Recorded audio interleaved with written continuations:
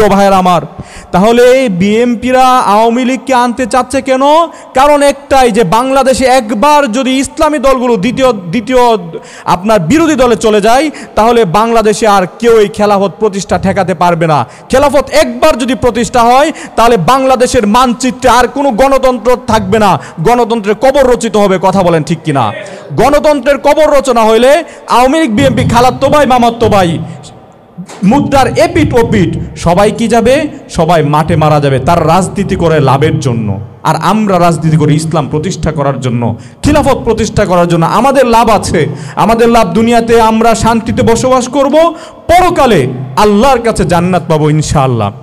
সকলকেই জাতীয় ওলামা মাশায়েখ আইম্মা পরিষদ আশুলিয়ার সংগঠনের পক্ষ থেকে আন্তরিক মোবারকবাদ জানাচ্ছি। আমাদের আজকের এই পরিচিতি ও ইফতার মাহফিলের এই পর্যায়ে আমাদের সামনে গুরুত্বপূর্ণ বক্তব্য রাখবেন ইসলামী আন্দোলন বাংলাদেশ আশুলিয়া থানার সংগ্রামী সভাপতি মুফতি সুলাইমান আহমদ আজাদি। এই পর্যায়ে আমাদের মাঝে বক্তব্য রাখবেন মুফতি সুলাইমান আহমদ আজাদি। জাতীয় উলামা শেখ আইম্মা পরিষদ আশুলিয়া ইউনিয়ন শাখা কর্তৃক আয়োজিত আজকের ইফতার মাহফিল ও পরিচিতি সভায় উপস্থিত আছেন ইসলামী আন্দোলন বাংলাদেশ ঢাকা জেলা উত্তরের সংগ্রামী সভাপতি আলহাজ ফারুক খান।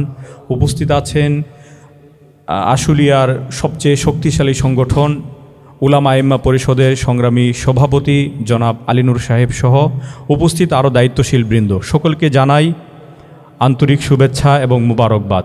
প্রিয় ভাইয়ের আমার, আমি ছোট থেকে এই পর্যন্ত যতটুকু উপলব্ধি করেছি আমার মেধা দিয়ে, ইসলামের জন্য কাজ করে একমাত্র উলামায়ে কেরাম। আর আশপাশে যারা আছে, যারা আলেমদের ভান করে বা আলেমদের পাশে আসতে চায়, তারা মূলত ইসলামের জন্য, ইসলামী খিলাফতের জন্য, ইসলামের সুদূর প্রসারী কোনো কল্যাণের জন্য তারা আসে না। আমি যতটুকু এই পর্যন্ত দেখেছি, তারা আমাকে যদি, আমার মাধ্যমে যদি তারা 1 কোটি টাকার ফায়দা নেয়, আমাদেরকে ওখান থেকে মাত্র 1 থেকে 1.5% উপকার দেয়, আর বাকিটা তারা সবটা লুটে পটে নিয়ে যায়। আমরা দেখেছি সবচেয়ে বেশি আমাদেরকে ব্যবহার করেছে রাজনৈতিক নেতারা।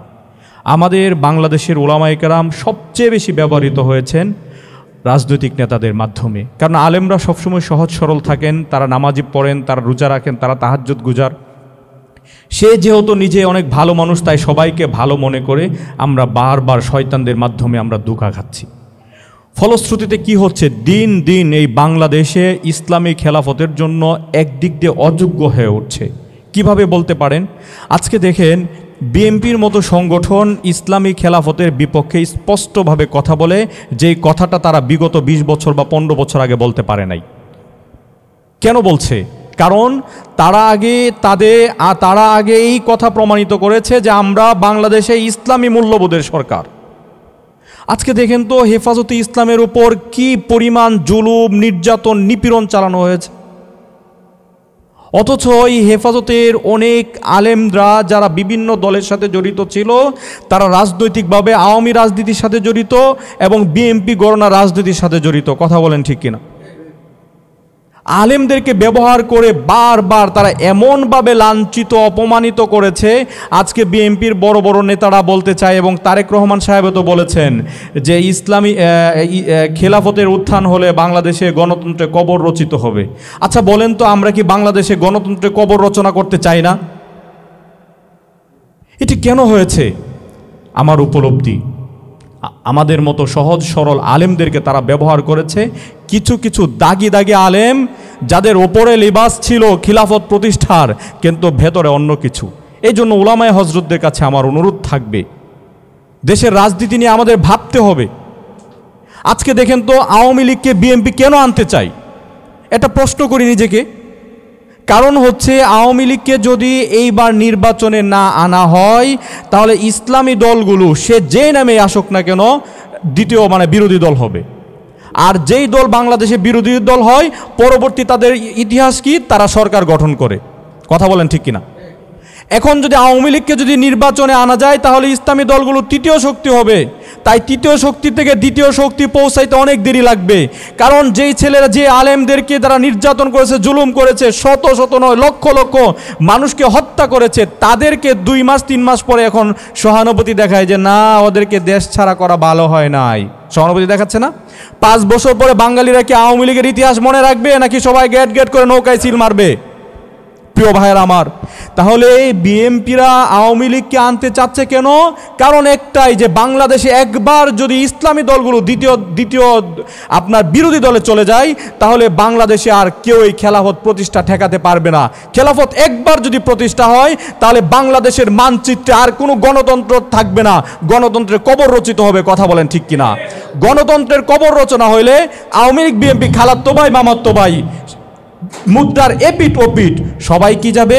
সবাই মাঠে মারা যাবে তার রাজনীতি করে লাভের জন্য। আর আমরা রাজনীতি করি ইসলাম প্রতিষ্ঠা করার জন্য, খিলাফত প্রতিষ্ঠা করার জন্য। আমাদের লাভ আছে, আমাদের লাভ দুনিয়াতে আমরা শান্তিতে বসবাস করব, পরকালে আল্লাহর কাছে জান্নাত পাবো ইনশাআল্লাহ। আর ওদের লাভ, পৃথিবীর মাঝে সবচেয়ে লাভজনক ব্যবসা হচ্ছে রাজনীতির ব্যবসা। এটা বাঙালিরা বুঝে গেছে। এই জন্য ভাইয়ার আমার, আপনাদের কাছে অনুরোধ থাকবে, আপনাদের কাছে আর্জি থাকবে, যারা এই দেশে ইসলামী খেলাফত প্রতিষ্ঠা করতে চায়, যেই দলই হোক না কেন, যে কোনো একটা হক দলের সাথে আমাকে সম্পৃক্ত করে ইসলামী খেলাফতের জন্য আমার অবদান রাখতে হবে। পারবো ইনশাআল্লাহ?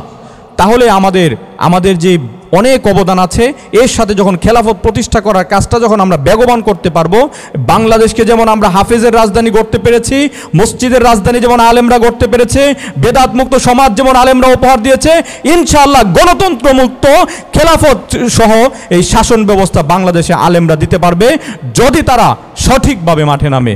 আপনাদের কাছে আহ্বান রেখে আমি আমার আলোচনা শেষ করছি। আসসালামু আলাইকুম ওয়া রাহমাতুল্লাহ।